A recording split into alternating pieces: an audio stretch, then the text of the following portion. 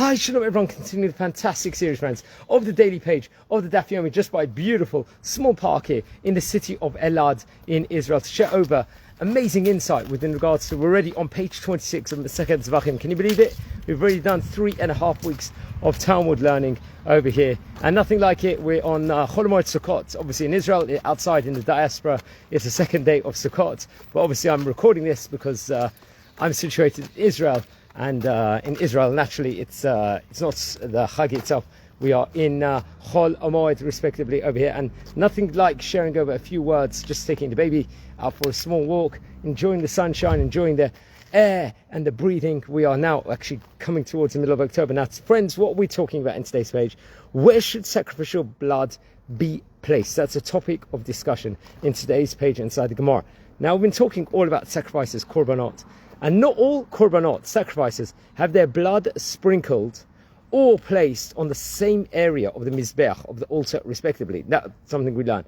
Now, the major differences between the sin offering, and also, what obviously is called the chatat in Hebrew, and the burnt offering, also known as the olah. There are major differences in of itself within regards to those two.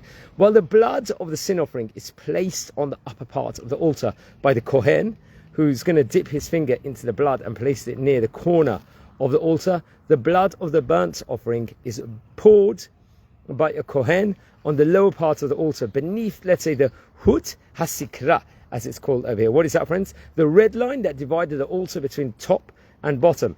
Now, by means of a vessel, they will use a kli over here. Now, the kohen poured it, let's say, on a corner so that it's splashed on two sides of the altar. This korban itself will be over here. Now, our Mishnah discusses cases where the blood was poured incorrectly over here. What's going to be the protocol if it wasn't done in the code of conduct it was meant to have been done? That's what we are going to discuss today, which might render the sacrifice invalid.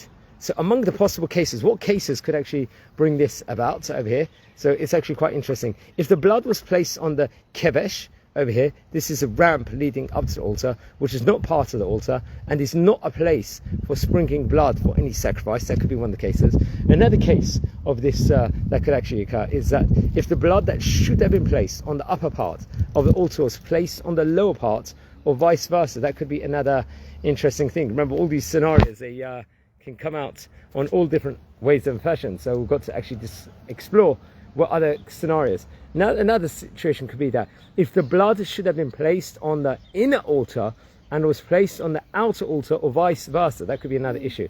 Now, although the Mishnah stated simply that, let's say, in these cases sacrifice was invalid, the great Rabbi Shmuel argues that, in fact, it is only the meat that cannot be eaten.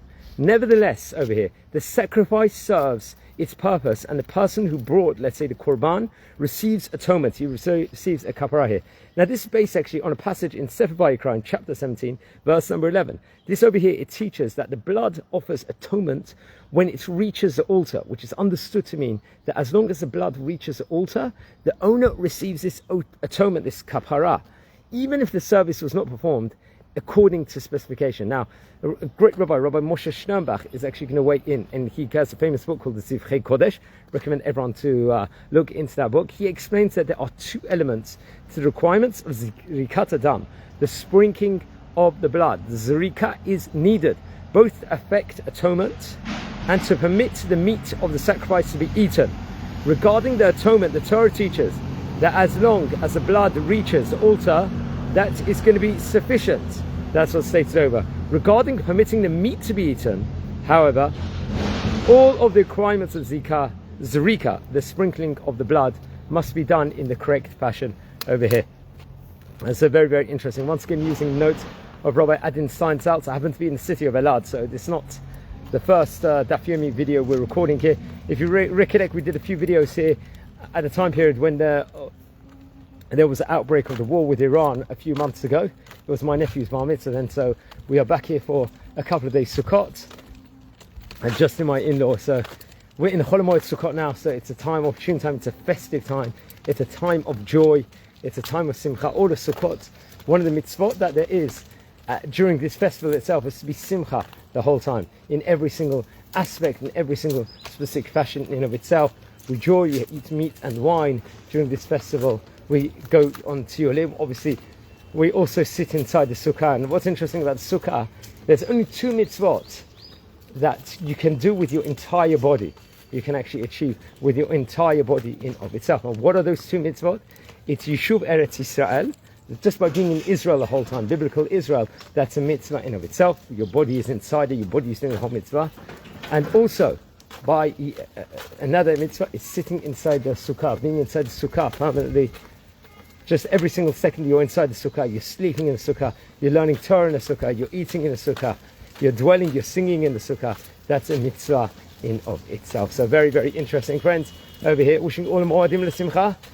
Chag Sameach. Watch out for much more great content, friends, over here.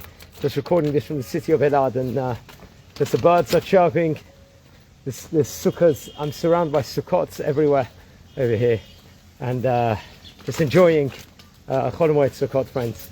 And so on and so forth. So wishing all a fantastic day. Enjoy. And Moadim l'simcha. Thank you very much, everyone.